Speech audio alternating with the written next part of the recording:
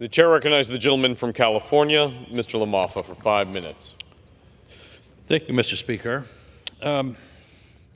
Much regulations are being done so often in California due to CARB, California Air Resources Board, or even federally with previous iterations of the EPA.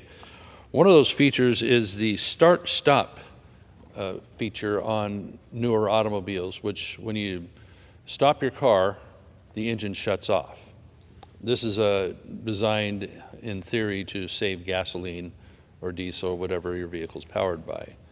But most drivers, the vast majority of drivers you talk to, you survey, they're really annoyed by this feature because they pull up to a stoplight, a stop sign, or just merely wish to stop somewhere for a moment, and their engine shuts off. Now, you can point to this button bypass that many of the cars have. Some don't, that you can bypass and shut off the feature that shuts off your car.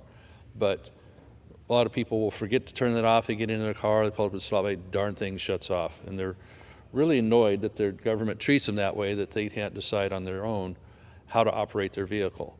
And so what you see is that the vehicles also have to build in extra technology and extra heavy-duty equipment in order to accommodate this. For example, when you stop and start your car all the time, you're going to wear out your battery more, so they have to have a battery with extra heavy-duty an extra heavy-duty build to it, as well as the starter itself, in order to accommodate many, many more frequent starts with using these systems. And then one of the things the mechanics will talk to you about is that when you shut an engine off, your oil pressure goes back down to zero, and each time you start your engine without the oil pressure, you gain a little extra wear on your bearings, on your crank bearings, your connecting rod bearings, and even in the cylinders, because the oil has settled back down between starts. So there's a lot of extra involved with the engine wear, engine component wear, and then reading up on how the factory has to accommodate this so that it lasts 100,000 miles and doesn't become a warranty problem.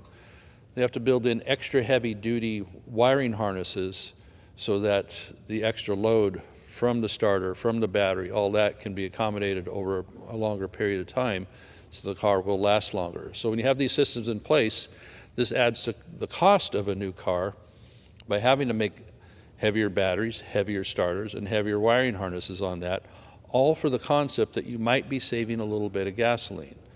Well, it's interesting, when you ride around here in DC, for example, you got to take an Uber downtown to go to some meetup or what have you, and by the time you get through all the blankety-blank stoplights in this town, and they're all on timers instead of even on sensors like some of them are at home, that you're riding with somebody, you hear the car shut off, and then it starts up again 2 seconds later if the light happens to change.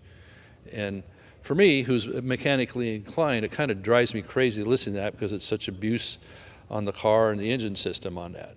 All because somebody dreamed up the idea, hey, if we shut off the engine at stoplights all the time, it might save a little bit of gas. Well, on some engines, it actually takes a little bit of gas extra to restart it versus just letting it run a few extra seconds. And so what is seen is that statistically it's shown that maybe over the lifetime of the car, you saved a few gallons of fuel, but in that process, you've had to buy more batteries, replace starters more often, and build a lot heavier components, which are more costly, require more resources as well.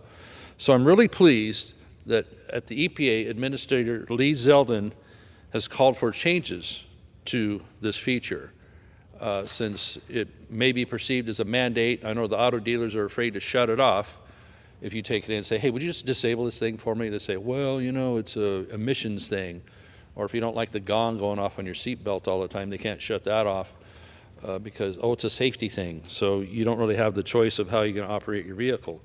And for those of us that, drive around in a rural area or on our own, if you're a farmer on your fields and such, you have to either listen to the gonging of the seatbelt all the time or have this shut off every time you need to stop and irrigate in your field, for example. So, or you remember to shut off with the silly button. But I understand there's bypass systems that you can get for that if you want to, bootleg it a little bit. I understand that if you open the hood on certain vehicles, it disables that. So they have like a little hood bypass mechanism you can get to bypass that. Or maybe you just don't need to put this stuff on to begin with and let people decide for themselves, do I want to shut my car off at the stoplight every time? So what do you get? When you stop at the light, you get a hesitancy to go again. So, you can read anecdotes how people are getting ready to pull out into traffic, but the car stopped on them, so they lose their opportunity. They lose their moment to pull out, and they got to wait longer. So these silly mandates that come along, people generally don't like them, such as the auto start stop feature on automobiles. And so I'm pleased and will continue to work with Administrator Lee Zeldin on things like that to give people more car choice on what they want. Thank you. I yield back. The gentleman's time has expired. Pursuant to Clause 12A of Rule